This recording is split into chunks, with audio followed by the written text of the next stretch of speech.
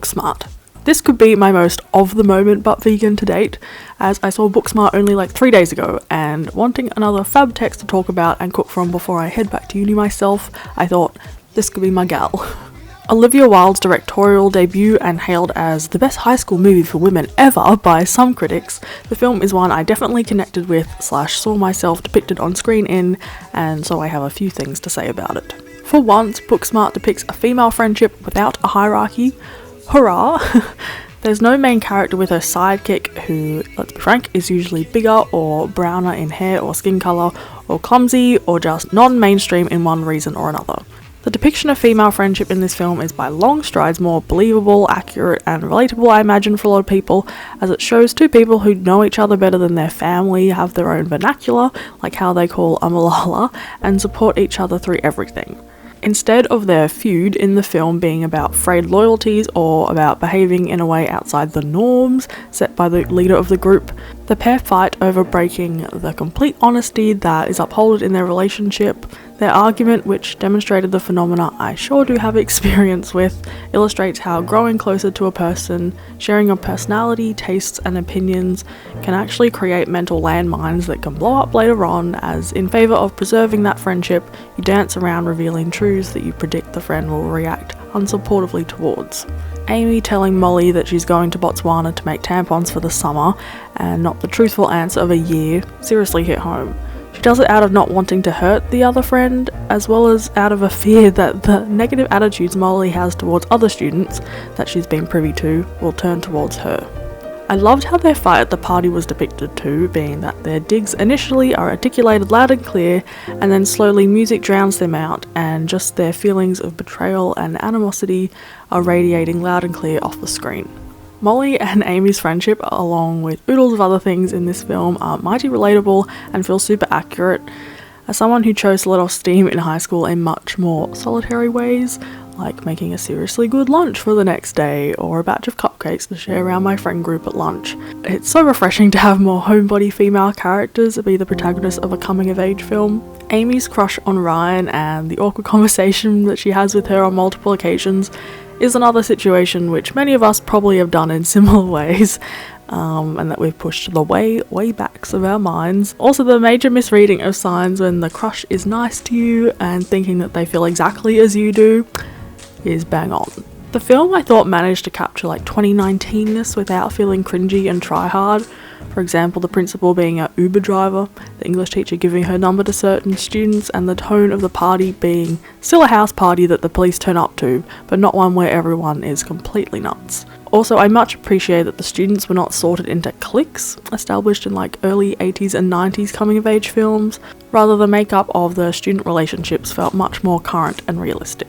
I love the character arc of Jared, being a character with stupidly rich parents who thinks he can buy his peers' affection, and at the start of the film annoys Molly no end, yet by the end of the film they have a conversation in which they really connect.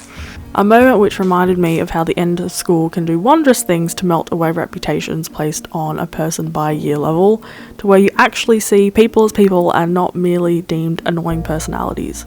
When Molly kisses Jared upon getting up on stage to give her graduation speech and everyone cheers, it reminded me so clearly of my end of high school experience. While that year has been spent working super hard and being the most intelligent version of yourself, there's this kind of peace and light bulb moment you experience at the end of the year where you don't feel competitive with anyone, and the hierarchies formed based on how much effort you put in over the year completely fade away, and you just feel really fondly towards and kind of proud of all your peers, even if your personalities really aren't aligned and you probably won't see most of the people ever again.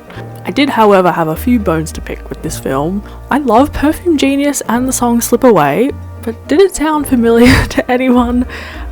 It's like the one pop song along with a splash of Enya that's used in 8th grade, which came out in 2018.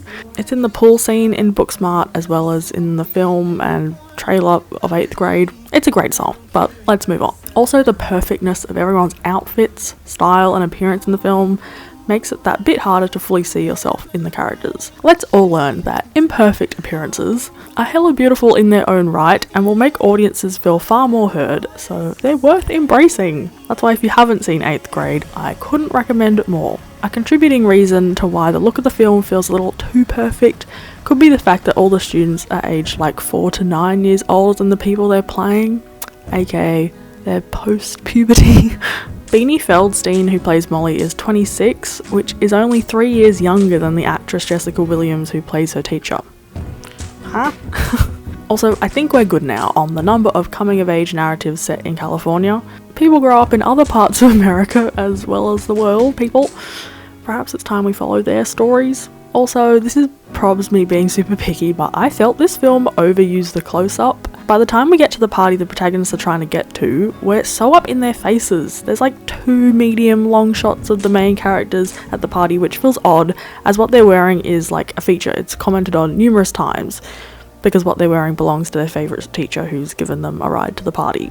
Yeah, we only see what they're wearing like 15 minutes after they put it on.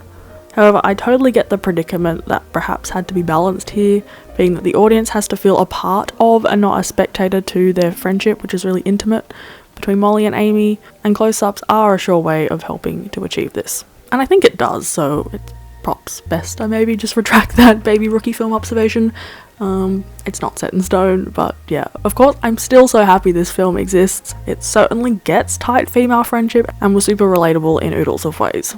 There's not a heck of food in this film, honey bunches. However, Amy's parents, played by Lisa Kudrow and Will Forte, do cook up some quirky fab finger food to celebrate their daughter's graduation, some of which I've taken inspiration from. So I hope you enjoy these recipes that I've plucked out from the film and veganized in Booksmart, but vegan.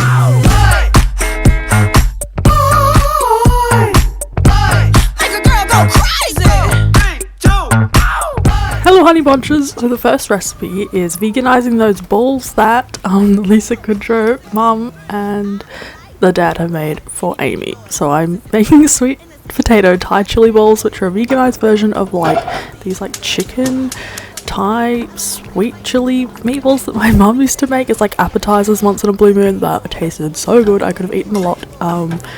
So yeah, I'm making a vegan version, adding sweet potato because we gotta add more flavour from somewhere. Since we're not using chicken. I am using Gardein, like beefless ground. You could use any other vegan mince, or maybe even TVP mince. I think that would work. Then spring onions, some lime zest, some lemongrass I chopped up really finely, or you could use paste. Just check that it's vegan because sometimes it has milk added. And then coriander, some chili flakes, some garlic and ginger, both minced, some maple or other liquid sweetener, and a sprinkle of salt and pepper, and then mix that up until thoroughly combined. I was being polite and not using my hands, but I thoroughly would recommend you do that. And then you just want to add some breadcrumbs. I blitzed up 2 slices of gluten-free bread. They're sort of smaller, so that equates to like 1 thick slice of normal bread, or maybe like 1/3 of a cup of just breadcrumbs if you're using already made ones. And then yeah, totes use your hands to get that all in amongst it. And then you want to roll them into balls. I kept them pretty like inch diameter type of situation, not too big. But you do you. And then I refrigerated them for like 30 minutes because as you might know from watching previous videos, they crisp up better when they're chilled. And then I baked these, but you could also fry them off in a fry pan.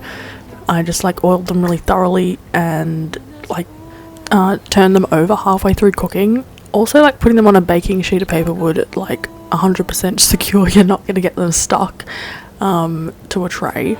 That sort of happened, not totally, but a sheet of baking paper as well as oiling them I think would be the surefire way to ensure you just get super crunchy like golden edges, and they're so good. Obviously when you bake them they don't look totally like a meatball would, but I did some in a fry pan and they looked like, you know, your usual meatball situation.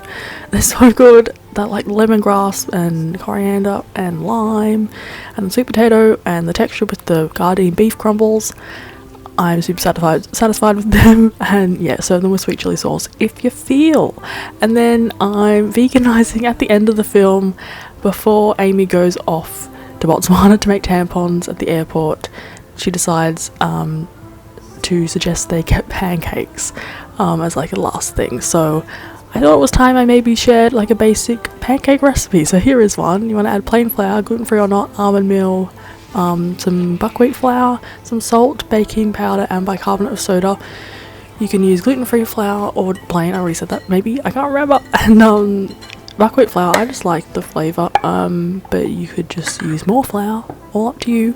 And then you want to add 2 tablespoons of aquafaba, some grapeseed oil, maple syrup, some vanilla, and lots of unsweetened plant milk. We're set to combine, what was I going to say, oh yeah, the aquafaba. So you can use it from like a can of chickpeas, but also like a bean that doesn't like leach too much into the water, aka just not like lentils, like brown lentils, but most beans, maybe not red kidney beans, but the white beans. I'm saying that so many times. Yeah, they work too, so FYI. So yeah, you know the drill, cooking pancakes. Grab a really nice non-stick pan, add some oil or vegan butter. When bubbles appear, flip-a-roo, and the texture of these is super good. I know maybe gluten-free and vegan pancakes have a reputation for being stodgy. These not the case. They tasted fab. Gonna be making these for breakfasts a lot of the time. You can do add-ins like blueberries or banana slices, chocolate chips, cinnamon, apple, all would be great. So I hope you enjoy those. That's them honey bunches. Thank you so much for watching. You'll find the links to the full recipe in the description box below, and I hope you have a fab day wherever you are. Bye.